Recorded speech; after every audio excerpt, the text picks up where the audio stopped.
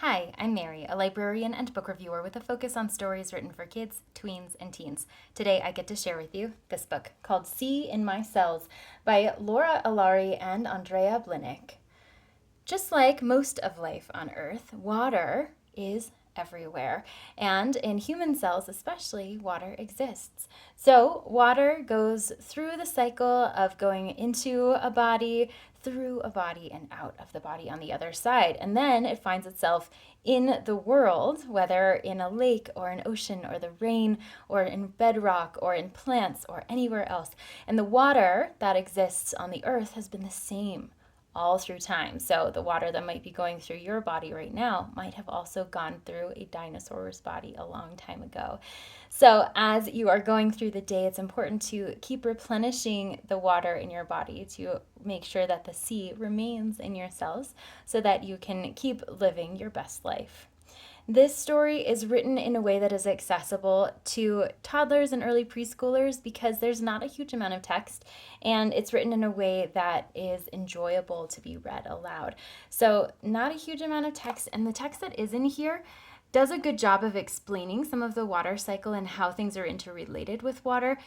In a way that children can appreciate and understand, even though it is a bit of a complex STEM subject. So, accompanying the text are illustrations of children participating in lots of activities, kind of reflecting on the fact that water exists all around them, and then asking some questions about how that water moves through the world and experimenting with all of the ways that they can connect with water themselves. So it is lyrically written, not necessarily rhyming, but has a poetic structure, and so that makes it a really nice read aloud story for young readers, and a great way to introduce the idea of the water cycle to them. Definitely some conversation about how water moves through the body, so you have a little bit of that, and then also you have some creatures that are a little bit anthropomorphic in their design. So the details on the illustrations are going to draw readers' attention, especially those younger readers. So whether they're being read to in a classroom or at home, there's going to be a lot of visual stimulus on the pages as well.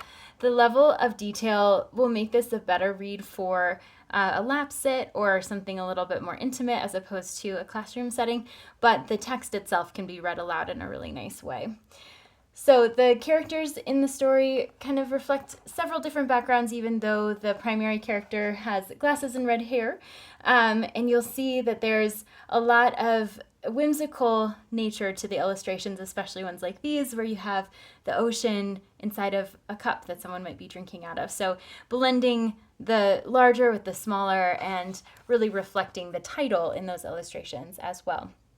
So for readers who are becoming comfortable with the idea of STEM subjects, especially those preschool ages, this is a great starting point and a way to begin the conversation before investigating more literature on the subject. If this sounds like a great fit for you or for someone you know, I hope you look for it wherever you get your books.